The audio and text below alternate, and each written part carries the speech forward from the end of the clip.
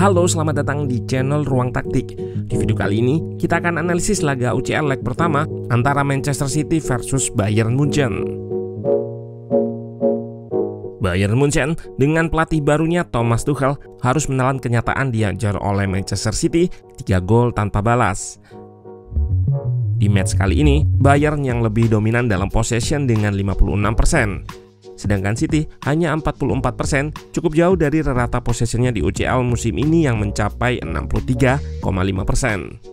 Pun begitu, dengan possession yang lebih sedikit, City justru lebih banyak mengancam dengan 17 shots, di antaranya 4 big chance dan total nilai XG 1,92. Sedangkan Munchen dari 12 shots, XG-nya hanya 0,83. Menarik untuk melihat pendekatan Pep pada laga ini, di mana ia meninggalkan filosofi possession-nya. Nah, penasaran dengan taktik di pertandingan ini?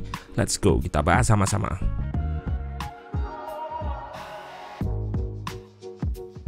Seperti yang dibahas di preview UCL sebelumnya, City menggunakan formasi 3-2-4-1. Akanji, Diaz, Ake di lini pertahanan, John Stones sebagai DM bersama Rodri, dan Haaland sebagai ujung tombak ditopang oleh 4 pemain, Bernardo, Kevin De Bruyne, Gundogan, dan Grealish. Sementara itu tim tamu Bayern dengan formasi 4-2-3-1. Di lini depan tampil tanpa nomor 9 murni Choupo-Moting yang cedera dan digantikan oleh Gnabry sebagai false nine. Di belakangnya ada Leroy Sané, Musiala, dan Kingsley Coman, ditopang oleh Kimmich dan Goretzka.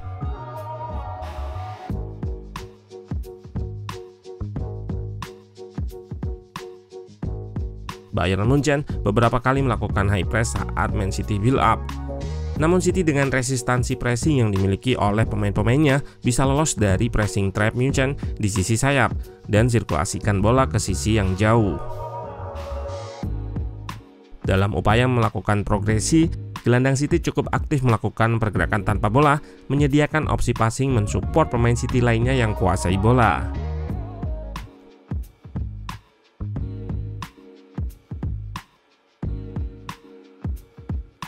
Di depan, Man City cukup sabar saat berupaya untuk bongkar pertahanan Munchen.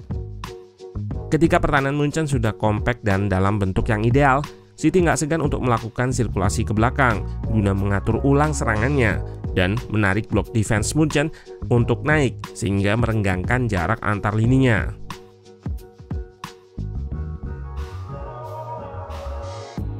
Seperti yang terlihat di klip ini, John Stones menarik bola ke belakang dan selanjutnya tercipta jarak yang cukup lebar di antara lini per lini Munchen yang bisa dimanfaatkan oleh City guna melakukan serangan.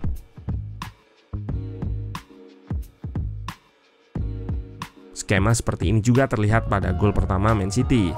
Tim asuhan Pep ini melakukan sirkulasi ke samping untuk menggeser blok pertahanan Munchen yang sudah kompak atau rapat di sisi bola. Selanjutnya, terlihat tercipta ruang di depan backline Munchen dikarenakan dua gelandangnya yang out of possession.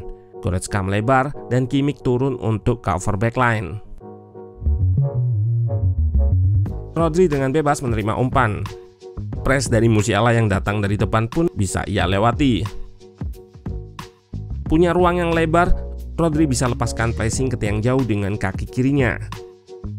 Kimmich terlambat untuk melakukan blocking karena sebelumnya ia terlebih dahulu melakukan scanning. Dan dalam melakukan blok, dia terlihat buang badan.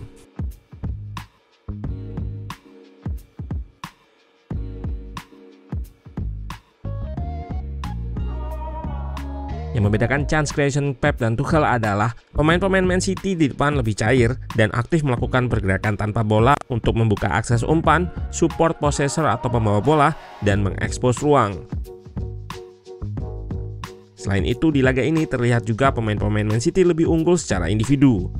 Beberapa kali bisa melewati pemain-pemain Bayern meskipun sudah di double cover. Di fase awal bertahan, Man City juga menerapkan high press dengan 4 pemain sebagai pressure di lini pertama. Dengan banyaknya pemain di lini pertama dan man marking yang dilakukan pemain di belakangnya, City seringkali berhasil gagalkan build up Bayern dan rebut bola di area pertahanannya. Saat blok press depan berhasil dilewati, shape City akan berubah. John Stones yang start posisinya dari area gelandang turun sejajar backline mengisi posisi center back. Akanji yang akan melebar ke kanan sehingga membentuk shape 4-4-2 saat bertahan. Dengan cara ini, Stones gak kejauhan untuk turun ke backline. Namun yang menjadi kunci ialah ketepatan timing Stones saat turun begitu ada pemain Bayern yang akan mengekspos ruang di backline City.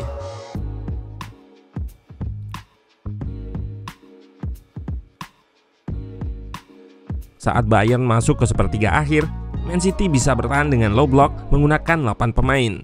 Dua wingernya ikut turun hingga kotak penalti.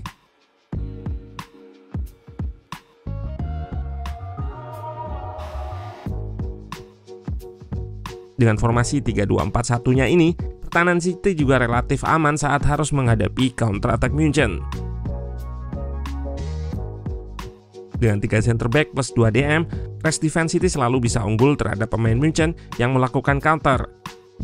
Selain itu, serangan balik pemain-pemain Bayern juga cukup lambat.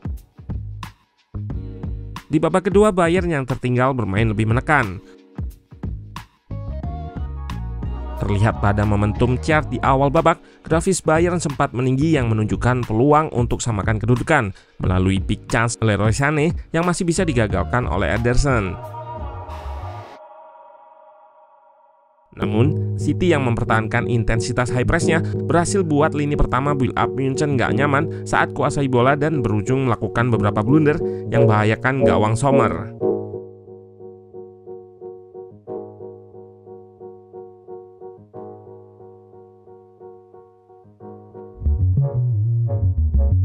Gol kedua City pun terinisiasi dengan high press-nya dan keberhasilan rebut bola di pertahanan Munchen. Grealish melakukan angle press untuk menutup akses ke Pavard yang invert ke area half space. Setelah semua opsi passing tertutup, ia menekan Upamecano yang menguasai bola dan berhasil rebut possession. Haaland dengan cepat merespon dan lepaskan crossing ke Bernardo yang gak terkawal di sisi jauh. Sebuah kerjasama yang apik dari lini depan City. Tak berselang lama, Munchen kembali bobol. Kali ini dari corner kick yang sebenarnya bisa diantisipasi oleh Bayern. Namun, di sini terlihat di luar kotak penalti, 3 pemain City sudah siap untuk menyambut second ball dan kembali melanjutkan serangan. Alvarez melepaskan crossing ke tiang jauh. Terlihat hanya ada 3 pemain Bayern di kotak penalti yang berada di satu area. Pemain tersebut nggak melakukan duel terhadap Stones dan bek asal Inggris tersebut bisa memantulkan bola ke Haaland yang nggak terkawal. Dengan mudah, ia berhasil jebol gawang Jan Sommer. Gol ini diawali crossing akurat Alvarez yang masuk menggantikan De Bruyne, salah satu pemain penting Man City. Menunjukkan Pep memiliki variasi dan kedalaman skuad saat ada pemain yang nggak tersedia. Selain dari pemain, dibanding Tuchel, Pep lebih punya variasi taktik. 4-2-3-1 Tuchel nggak sevariatif punya Pep yang juga kuat dalam bertahan. Di malam ini, Ruben Dias bermain solid di lini pertahanan Man City.